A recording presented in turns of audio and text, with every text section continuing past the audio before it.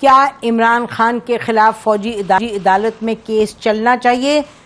شاہد خاقان بھائی صاحب کا دو ٹوک موقف کیا ہے؟ اس میں زیادہ پہلے مجھے بتائیں جرم کیا ہے؟ میں بتاؤں آپ کو؟ جرم بتائیں گے تو بتاؤں گا نا. فوجی عدالت ہوگی، کون سی عدالت ہوگی؟ آپ کچھ نہیں جانتے اس ملک میں کیا ہو رہا ہے؟ آپ کو نہیں پتا آپ جرم کیا ہے؟ دیکھیں آپ کو نہیں پتا کیا؟ باتوں سے نہیں کیس بنتے ہیں نا. میں سوچتا تھا 24 نیوز والوں کو کوئی کیوں کچھ نہیں کہتا، جو ہر بات پر جھوٹ بولتے ہیں اور عمران خان کے خلاف پراپوگنڈا کرتے ہیں. شاہد خاقان عباسی صاحب سابق وزیر اعظم پاکستان نے 24 نیوز کی اینکر کی بےعزتی کرتے جب اینکر نے ان سے سوال کیا کہ عمران خان پر فوجی عدالتیں چلانے جا رہے ہیں، تو شاہد خاقان عباسی نے کہا کس کیس میں عدالتیں اور کیس چلیں گے؟ کون سا جرم ہے؟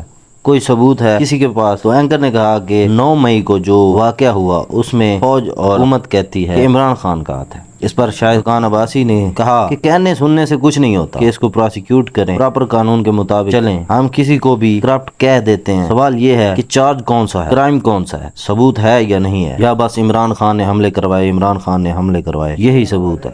ہر چیز کا ایک پروسیس اور پروسیجر ہوتا ہے. کوئی فوجی عدالت نہیں ہے، یہ بات کو پہلے ہم سمجھ لیں. یہاں پر ایک سمری عدالتیں بنتی ہیں فوج کے اندر، ان کو کورٹ مارشل کہتے ہیں. وہ فوجی افسران کے خلاف ہوتی ہیں، ریٹائرڈ فوجی افسران کے خلاف بھی ہوئی ہیں پچھلے 6-8 سال پہلے. اس میں اگر کوئی ایسی کانسپریسی ہو جس میں سیولین ملوث ہو تو پھر وہ اس کے ساتھ مل کر دونوں پہ کورٹ مارشل افینس ہو. اخباری خبروں پر کیس نہیں بن سکتا. نہیں بھائی، یہ ایویڈنس اکٹھا کرنا پڑتا ہے. نہیں تو ہم تو نہیں کر رہے.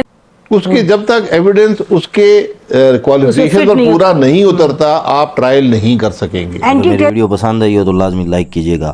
آپ کو 1 منٹ بھی نہیں لگنا اور مجھے 3 گھنٹے لگ جاتے ہیں ویڈیو بناتے ہوئے. اللہ حافظ.